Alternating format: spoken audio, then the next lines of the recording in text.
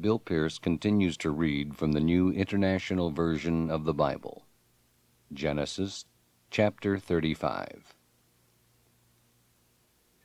Then God said to Jacob, "Go up to Bethel, and settle there, and build an altar there to God, who appeared to you when you were fleeing from your brother Esau."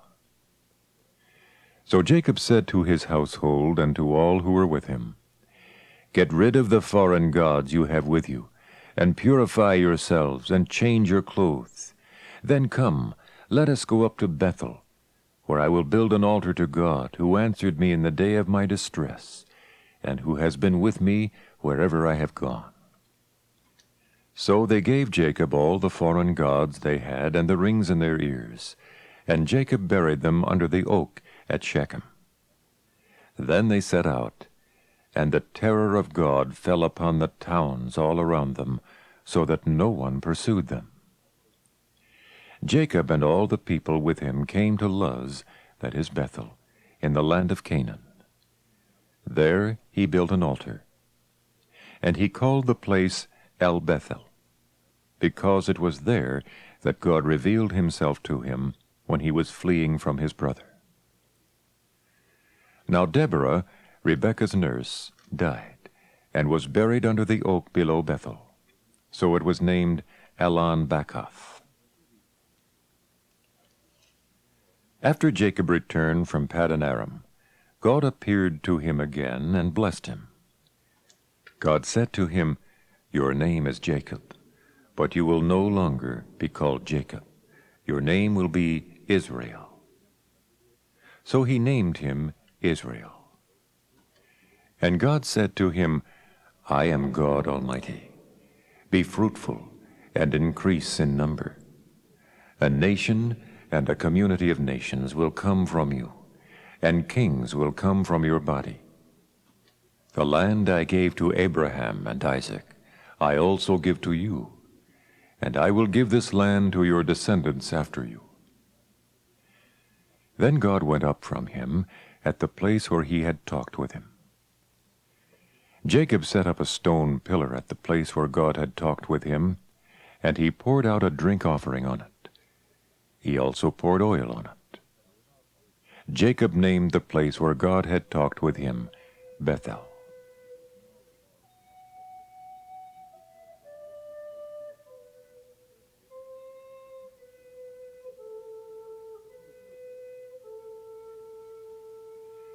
Then they moved on from Bethel.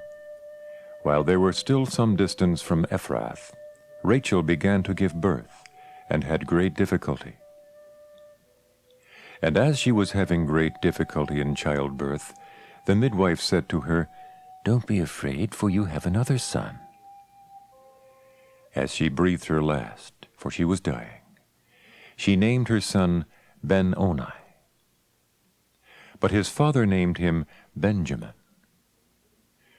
So Rachel died, and was buried on the way to Ephrath, that is Bethlehem. Over her tomb Jacob set up a pillar, and to this day that pillar marks Rachel's tomb. Israel moved on again, and pitched his tent beyond Migdal Eder. While Israel was living in that region, Reuben went in and slept with his father's concubine Bilhah, and Israel heard of it. Jacob had 12 sons. The sons of Leah, Reuben the firstborn of Jacob, Simeon, Levi, Judah, Issachar, and Zebulun. The sons of Rachel, Joseph and Benjamin. The sons of Rachel's maidservant Bilhah, Dan and Naphtali. The sons of Leah's maidservant Zilpah, Gad and Asher. These were the sons of Jacob, who were born to him in Paddan Aram. Jacob came home to his father Isaac in Mamre, near Kiriath Arba, that is Hebron, where Abraham and Isaac had stayed. Isaac lived 180 years. Then he breathed his last and died, and was gathered to his people, old and full of years. And his sons Esau and Jacob buried him.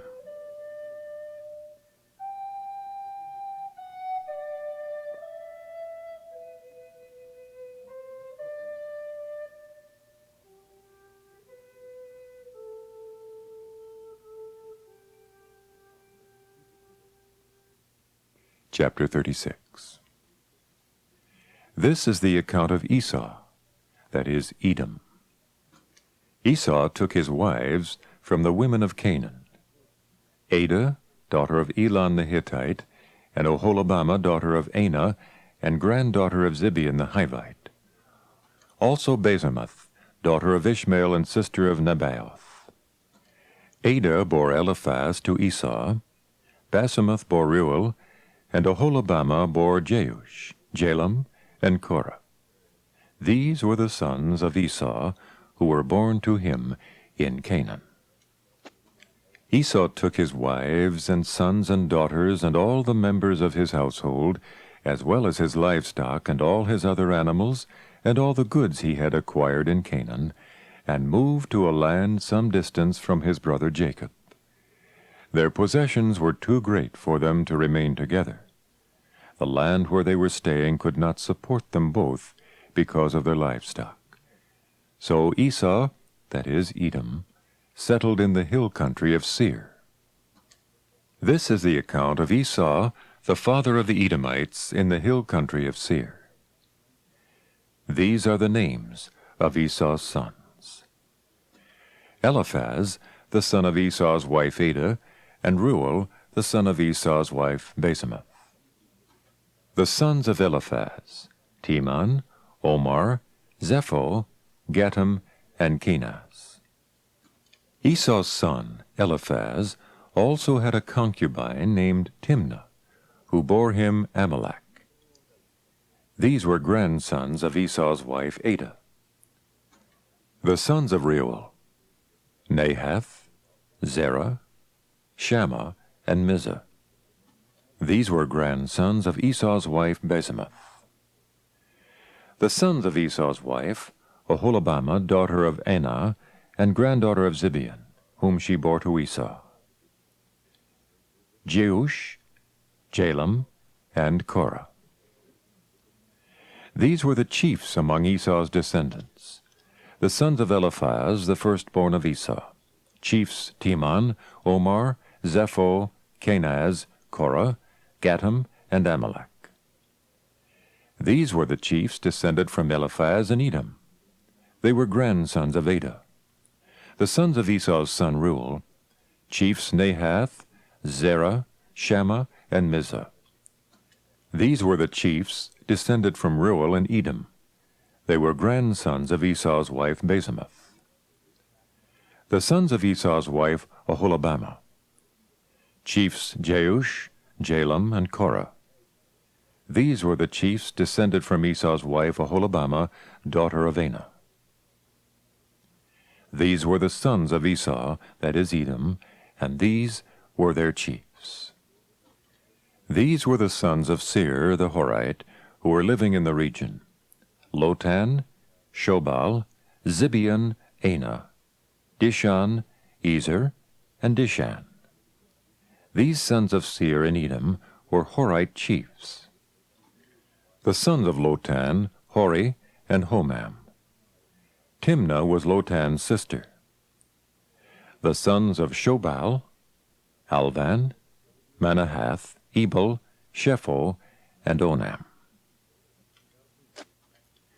The sons of Zibeon: Aiah and Anah. This is the Anah who discovered the hot springs in the desert while he was grazing the donkeys of his father Zibeon. The children of Anah: Dishan and Oholibamah, daughter of Anah. The sons of Dishan: Hemdan, Eshban, Ithran, and Keran. The sons of Ezer: Bilhan, Zavan, and Achan. The sons of Dishan: Uz and Aran.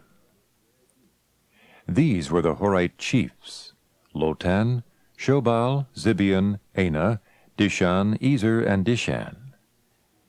These were the Horite chiefs according to their divisions in the land of Seir.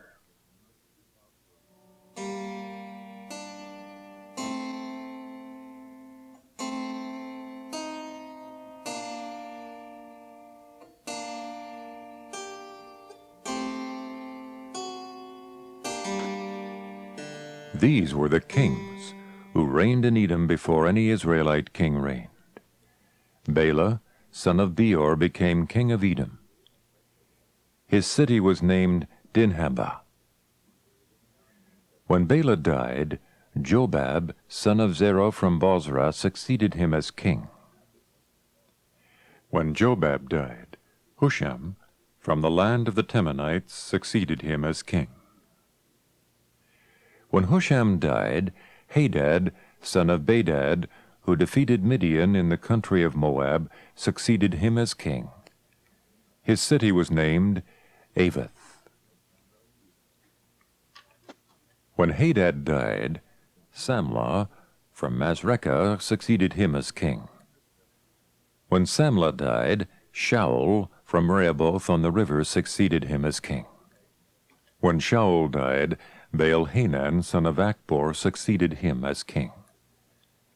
When Baal-Hanan, son of Akbor, died, Hadad succeeded him as king. His city was named Pau, and his wife's name was Mehetabel, daughter of Matred, the daughter of Mezahab. These were the chiefs descended from Esau by name, according to their clans and regions: Timnah, Alva, Jethath, Oholibamah, Elah, Pinon, Kenaz, Teman, Mibzar, Magdiel, and Aram. These were the chiefs of Edom, according to their settlements in the land they occupied. This was Esau, the father of the Edomites. Chapter 37. Jacob lived in the land where his father had stayed, the land of Canaan. This is the account of Jacob.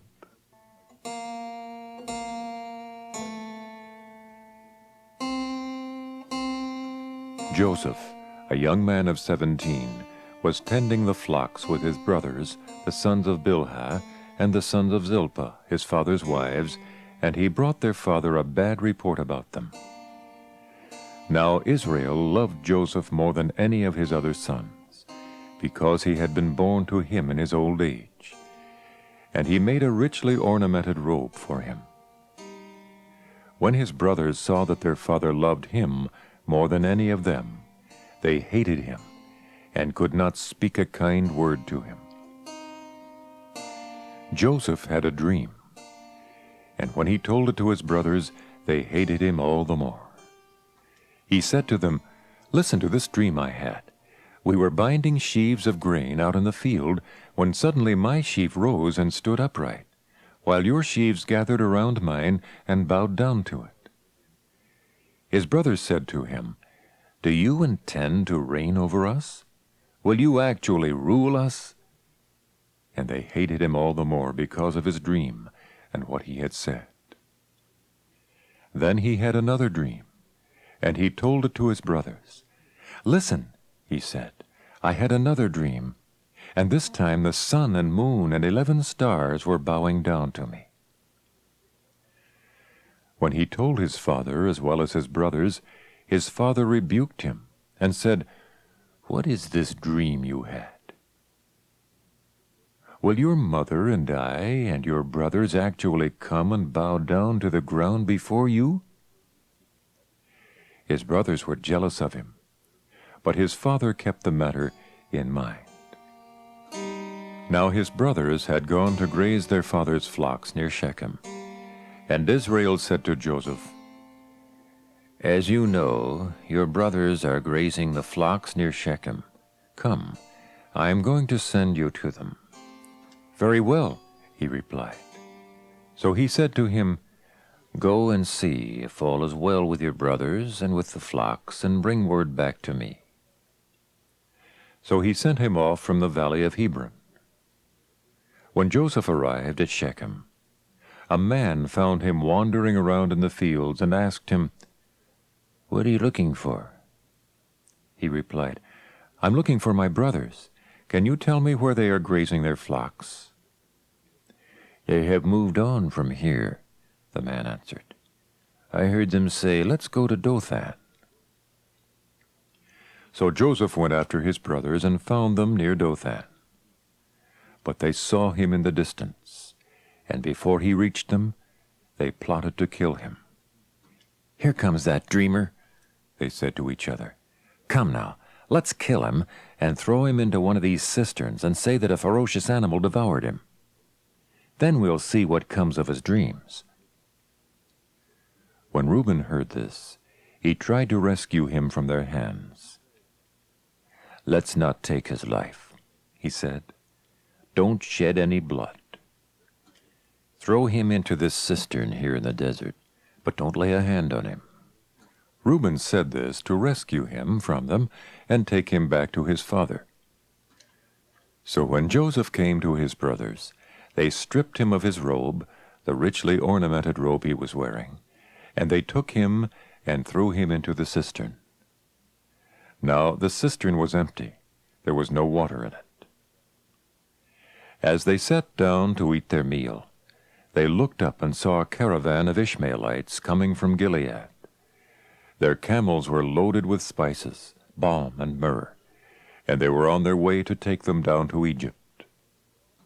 Judah said to his brothers, "What will we gain if we kill our brother and cover up his blood? Come, let's sell him to the Ishmaelites and not lay our hands on him.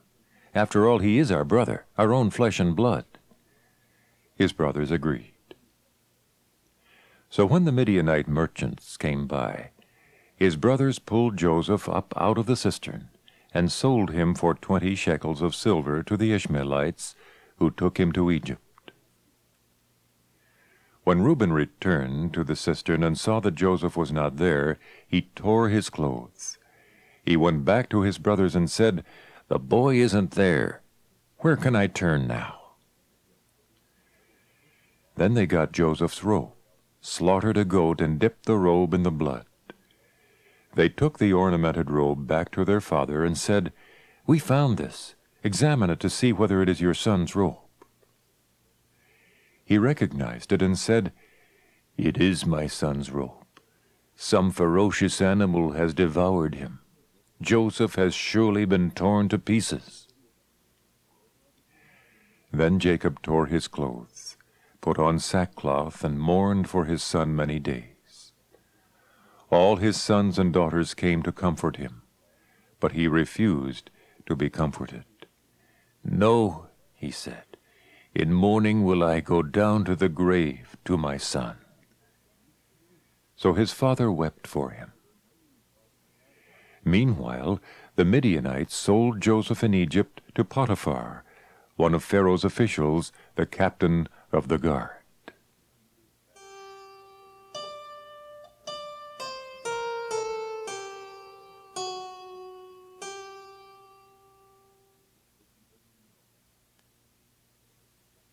Chapter 38. At that time Judah left his brothers and went down to stay with a man of Adullam named Hira.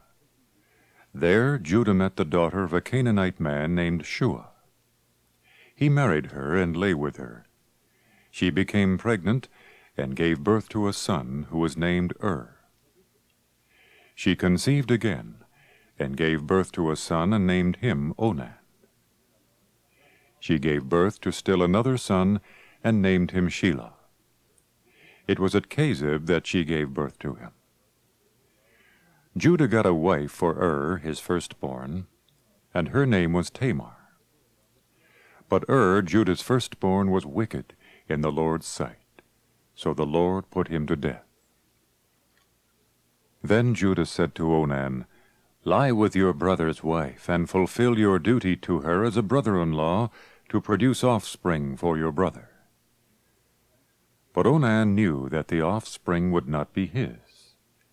So whenever he lay with his brother's wife, he spilled his seed on the ground to keep from producing offspring for his brother.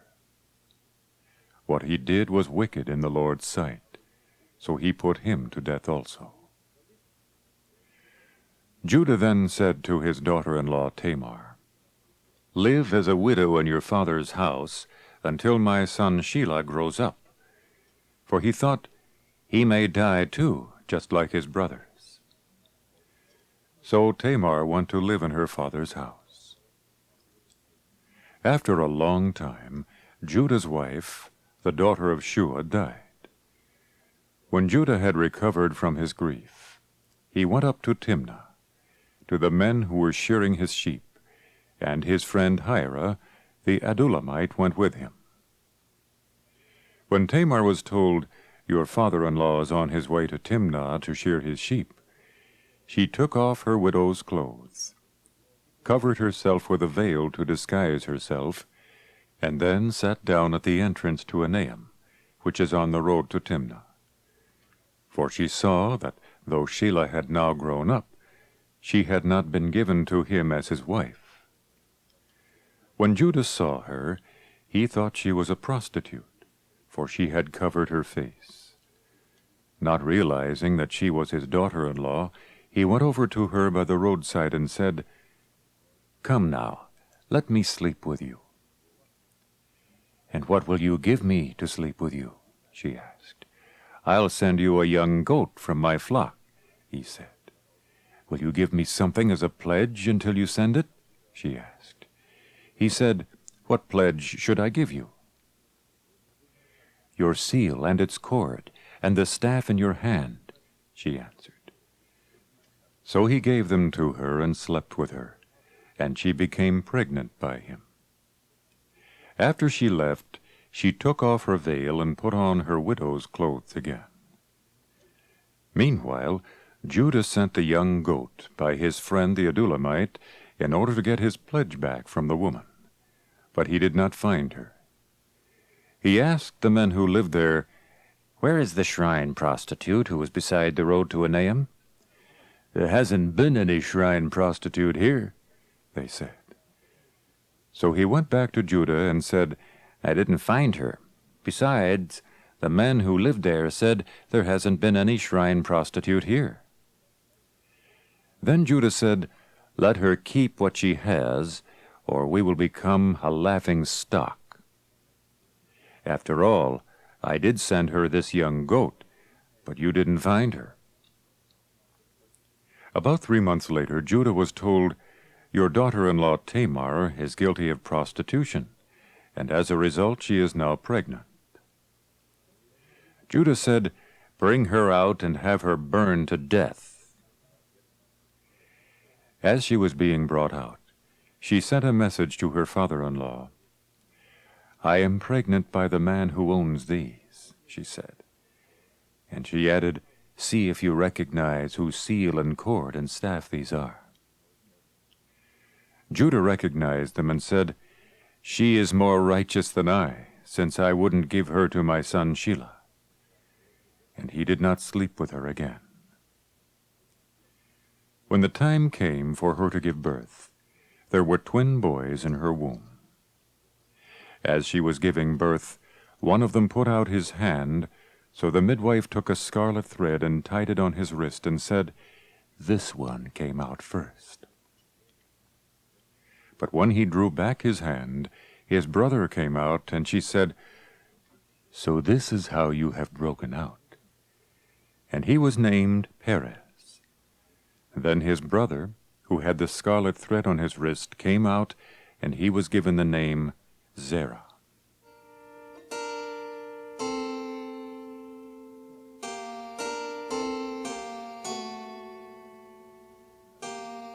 Chapter 39. Now when Joseph had been taken down to Egypt, Potiphar, an Egyptian who was one of Pharaoh's officials, the captain of the guard, bought him from the Ishmaelites who had taken him there. The Lord was with Joseph, and he prospered, and he lived in the house of his Egyptian master. When his master saw that the Lord was with him, and that the Lord gave him success in everything he did, Joseph found favor in his eyes and became his attendant. Potiphar put him in charge of his household, and he entrusted to his care everything he owned. From the time he put him in charge of his household and of all that he owned, the Lord blessed the household of the Egyptian because of Joseph. The blessing of the Lord was on everything Potiphar had, both in the house and in the field. So he left in Joseph's care everything he had. With Joseph in charge, he did not concern himself with anything except the food he ate. Now Joseph was well built and handsome, and after a while his master's wife took notice of Joseph and said, "Come to bed with me." But he refused. "With me in charge," he told her, "my master does not concern himself with anything in the house. Everything he owns he has entrusted to my care. No one is greater in this house than I am. My master has withheld nothing from me except you, because you are his wife. How then could I do such a wicked thing and sin against God?" And though she spoke to Joseph day after day, he refused to go to bed with her or even be with her. One day he went into the house to attend to his duties, and none of the household servants was inside. She caught him by his cloak and said, "Come to bed with me." But he left his cloak in her hand and ran out of the house. When she saw that he had left his cloak in her hand and had run out of the house, she called her household servants. "Look," she said to them, "this Hebrew has been brought to us to make sport of us. He came in here to sleep with me, but I screamed. When he heard me scream for help, he left his cloak beside me and ran out of the house." She kept his cloak beside her until his master came home. Then she told him this story. "That Hebrew slave you brought us came to me to make sport of me, but as soon as I screamed for help, he left his cloak beside me and ran out of the house." When his master heard the story his wife told him, saying, "This is how your slave treated me," he burned with anger. Joseph's master took him and put him in prison, the place where the king's prisoners were confined.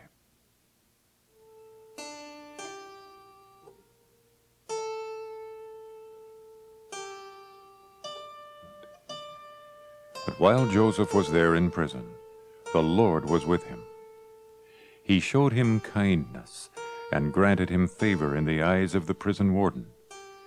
So the warden put Joseph in charge of all those held in the prison, and he was made responsible for all that was done there. The warden paid no attention to anything under Joseph's care, because the Lord was with Joseph and gave him success in whatever he did. Chapter 40. Some time later, the cupbearer and the baker of the king of Egypt offended their master, the king of Egypt. Pharaoh was angry with his two officials, the chief cupbearer and the chief baker, and put them in custody in the house of the captain of the guard, in the same prison where Joseph was confined. The captain of the guard assigned them to Joseph, and he attended them. After they had been in custody for some time, each of the two men, the cupbearer and the baker of the king of Egypt, who were being held in prison, had a dream the same night, and each dream had a meaning of its own. When Joseph came to them the next morning, he saw that they were dejected. So he asked Pharaoh's officials who were in custody with him in his master's house, "Why are your faces so sad today?" "We both had dreams," they answered, "but there is no one to interpret them." Then Joseph said to them, "Do not interpretations belong to God? Tell me your dreams." So the chief cupbearer told Joseph his dream. He said to him, "In my dream I saw a vine in front of me, and on the vine were 3 branches. As soon as it budded, it blossomed, and its clusters ripened into grapes. Pharaoh's cup was in my hand, and I took the grapes, squeezed them into Pharaoh's cup, and put the cup in his hand." "This is what it means," Joseph said to him. "The 3 branches are 3 days. Within 3 days, Pharaoh will lift up your head and restore you to your position, and you will put Pharaoh's cup in his hand, just as you used to do when you were his cupbearer. But when all goes well with you, remember me and show me kindness. Mention me to Pharaoh, and get me out of this prison. For I was forcibly carried off from the land of the Hebrews, and even here I have done nothing to deserve being put in a dungeon." When the chief baker saw that Joseph had given a favorable interpretation, he said to Joseph, "I too had a dream. On my head were 3 baskets of bread. In the top basket were all kinds of baked goods for Pharaoh, but the birds were eating them out of the basket on my head." "This is what it means," Joseph said. "The 3 baskets are 3 days. Within 3 days, Pharaoh will lift off your head and hang you on a tree. And the birds will eat away your flesh." Now the 3rd day was Pharaoh's birthday, and he gave a feast for all his officials. He lifted up the heads of the chief cupbearer and the chief baker in the presence of his officials. He restored the chief cupbearer to his position, so that he once again put the cup into Pharaoh's hand. But he hanged the chief baker, just as Joseph had said to them in his interpretation. The chief cupbearer, however, did not remember Joseph. He forgot him. Chapter 41. When 2 full years had passed, Pharaoh had a dream. He was standing by the Nile, when out of the river there came up 7 cows, sleek and fat, and they grazed among the reeds. After them 7 other cows, ugly and gaunt, came up out of the Nile and stood beside those on the river bank. And the cows that were ugly and gaunt ate up the 7 sleek fat cows. Then Pharaoh woke up. He fell asleep again and had a second dream. 7 heads of grain, healthy and good, were growing on a single stalk. After them 7 other heads of grain sprouted, thin and scorched by the east wind. The thin heads of grain swallowed up the 7 healthy full heads. Then Pharaoh woke up. It had been a dream. In the morning his mind was troubled, so he sent for all the magicians and wise men of Egypt. Pharaoh told them his dreams, but no one could interpret them for him. Then the chief cupbearer said to Pharaoh, "Today I am reminded of my shortcomings. Pharaoh was once angry with his servants, and he imprisoned me and the chief baker in the house of the captain of the guard. Each of us had a dream the same night, and each dream had a meaning of its own. Now a young Hebrew was there with us, a servant of the captain of the guard. We told him our dreams, and he interpreted them for us, giving each man the interpretation of his dream. And things turned out exactly as he interpreted them to us. I was restored to my position, and the other man was hanged." So Pharaoh sent for Joseph, and he was quickly brought from the dungeon. When he had shaved and changed his clothes, he came before Pharaoh. Pharaoh said to Joseph, "I had a dream, and no one can interpret it. But I have heard it said of you that when you hear a dream you can interpret it." "I cannot do it," Joseph replied to Pharaoh. "But God will give Pharaoh the answer he desires." Then Pharaoh said to Joseph, "In my dream I was standing on the bank of the Nile, when out of the river there came up 7 cows, fat and sleek, and they grazed among the reeds. After them 7 other cows came up, scrawny and very ugly and lean. I had never seen such ugly cows in all the land of Egypt. The lean, ugly cows ate up the 7 fat cows that came up first. But even after they ate them, no one could tell that they had done so. They looked just as ugly as before. Then I woke up. In my dreams I also saw 7 heads of grain, full and good, growing on a single stalk. After them 7 other heads sprouted, withered and thin and scorched by the east wind. The thin heads of grain swallowed up the 7 good heads. I told this to the magicians, but none could explain it to me." Then Joseph said to Pharaoh, "The dreams of Pharaoh are one and the same. God has revealed to Pharaoh what he is about to do. The 7 good cows are 7 years, and the 7 good heads of grain are 7 years. It is one and the same dream. The 7 lean, ugly cows that came up after they did are 7 years, and so are the 7 worthless heads of grain scorched by the east wind. They are 7 years of famine. It is just as I said to Pharaoh. God has shown Pharaoh what he is about to do. 7 years of great abundance are coming throughout the land of Egypt, but 7 years of famine will follow them. Then all the abundance in Egypt will be forgotten, and the famine will ravage the land. The abundance in the land will not be remembered because the famine that follows it will be so severe. The reason the dream was given to Pharaoh in 2 forms is that the matter has been firmly decided by God, and God will do it soon. And now, let Pharaoh look for a discerning and wise man, and put him in charge of the land of Egypt. Let Pharaoh appoint commissioners over the land to take 1/5 of the harvest of Egypt during the 7 years of abundance. They should collect all the food of these good years that are coming, and store up the grain under the authority of Pharaoh to be kept in the cities for food.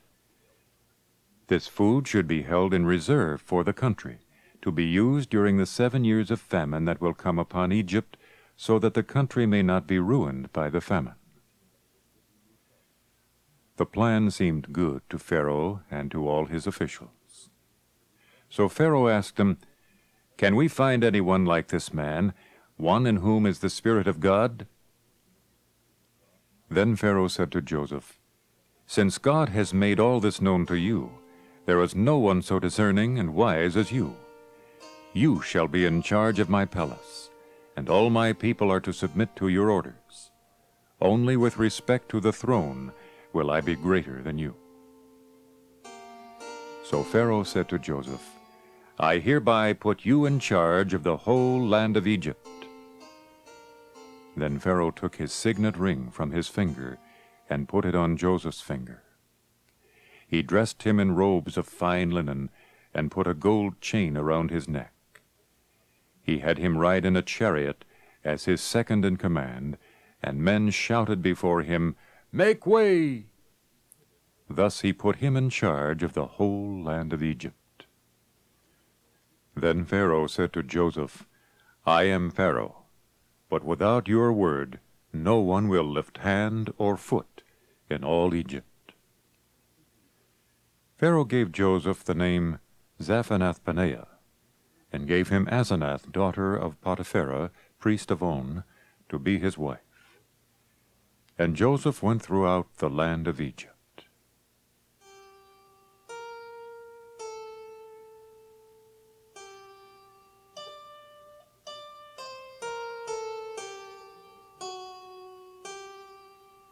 Joseph was 30 years old when he entered the service of Pharaoh, king of Egypt. And Joseph went out from Pharaoh's presence and traveled throughout Egypt. During the 7 years of abundance, the land produced plentifully. Joseph collected all the food produced in those 7 years of abundance in Egypt and stored it in the cities. In each city he put the food grown in the fields surrounding it. Joseph stored up huge quantities of grain, like the sand of the sea. It was so much that he stopped keeping records because it was beyond measure. Before the years of famine came, 2 sons were born to Joseph by Asenath, daughter of Potipherah, priest of On. Joseph named his firstborn Manasseh, and said, "It is because God has made me forget all my trouble and all my father's household." The second son he named Ephraim, and said, "It is because God has made me fruitful in the land of my suffering." The 7 years of abundance in Egypt came to an end, and the 7 years of famine began, just as Joseph had said.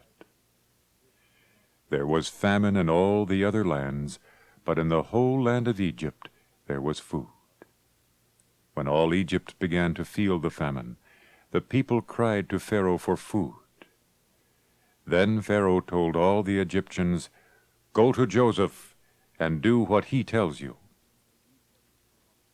When the famine had spread over the whole country, Joseph opened the storehouses and sold grain to the Egyptians, for the famine was severe throughout Egypt.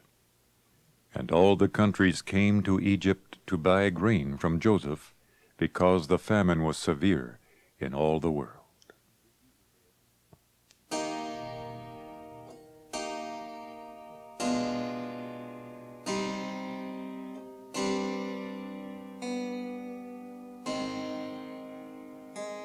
Chapter 42. When Jacob learned that there was grain in Egypt, he said to his sons, "Why do you just keep looking at each other?" He continued, "I have heard that there is grain in Egypt. Go down there and buy some for us, so that we may live and not die." Then 10 of Joseph's brothers went down to buy grain from Egypt. But Jacob did not send Benjamin, Joseph's brother, with the others, because he was afraid that harm might come to him. So Israel's sons were among those who went to buy grain, for the famine was in the land of Canaan also. Now Joseph was the governor of the land, the one who sold grain to all its people. So when Joseph's brothers arrived, they bowed down to him with their faces to the ground. As soon as Joseph saw his brothers, he recognized them. But he pretended to be a stranger and spoke harshly to them. "Where do you come from?" he asked. "From the land of Canaan," they replied, "to buy food." Although Joseph recognized his brothers, they did not recognize him. Then he remembered his dreams about them and said to them, "You are spies. You have come to see where our land is unprotected." "No, my lord," they answered. "Your servants have come to buy food. We are all the sons of one man. Your servants are honest men, not spies." "No," he said to them. "You have come to see where our land is unprotected." But they replied, "Your servants were 12 brothers, the sons of one man who lives in the land of Canaan. The youngest is now with our father, and one is no more." Joseph said to them, "It is just as I told you. You are spies, and this is how you will be tested. As surely as Pharaoh lives, you will not leave this place unless your youngest brother comes here. Send one of your number to get your brother.